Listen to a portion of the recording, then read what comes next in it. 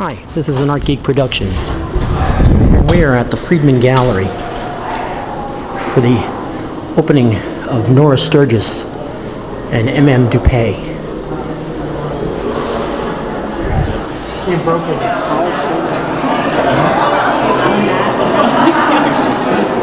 Hi.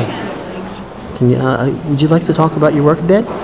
The paintings here are an ongoing series of imaginary adventures of Marco Polo. There are 22 paintings and some smaller works, and I've been working on them since 1999. They were originally inspired by Italo Calvino's novel Invisible Cities, in which a fictitious Marco Polo describes to the Kublai Khan all the cities he's visited. Okay, let's take a look at a few of them. And which one would you like to start with? Well, I guess we could start over here.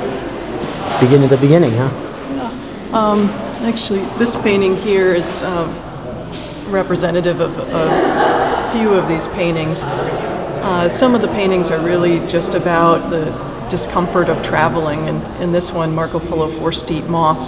Marco Polo's traveling in a place where there are no provisions for the traveler, nothing to eat except these large moths, and he devises a trap to catch one of the moths, and he's cutting one up with a machete-like tool there. Wow, these are exquisite. This painting is Marco Polo writes in his journal, and I was thinking here of the notion that to Americans, Chinese people might all look alike, or to Chinese people, Americans might all look alike, and thought about what would happen in a town where the people really did all look alike, and conceived of the painting that way.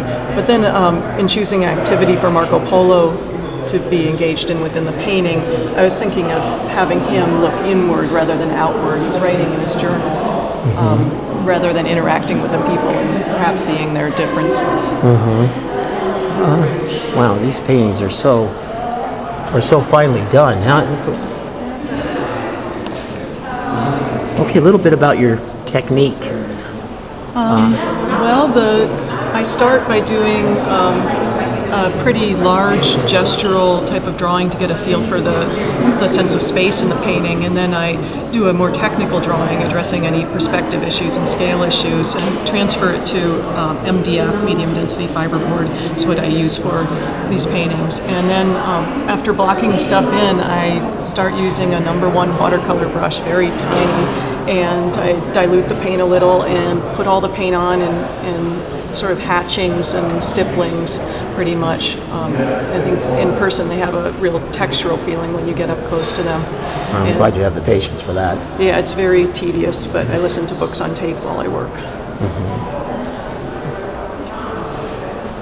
This one here is called Marco Polo Avoids a Naked Man. Yeah, in this painting, Marco Polo is coming along a path, a very narrow path, and a naked man is coming from the other direction. And rather than pass the naked man on the narrow path, he decides to climb this embankment that's full of pricker bushes, and there's a hornet's nest up there, and trees covered in barbs.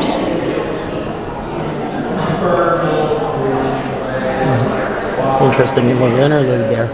Now, the course of this is going to follow the entire Marco Polo story, is that correct? Or no, the paintings aren't literally connected to the Marco Polo story. A few of the paintings have been inspired by passages or aspects of Marco Polo's travels, but they're really about personal experience more than historical Marco Polo.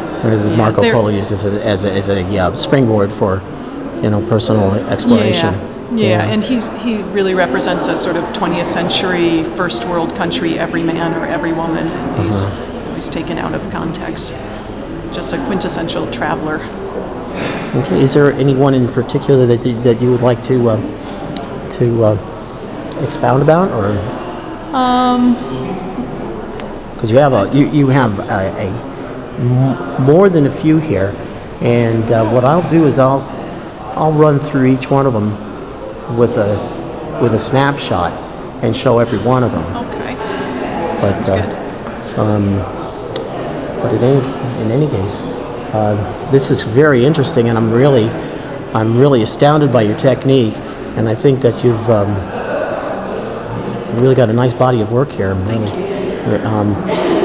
really interested in it. I have to go around and take a look at every one of them and enjoy this. But I thank you, Nora. Thank you. Thank you. Thank you very much.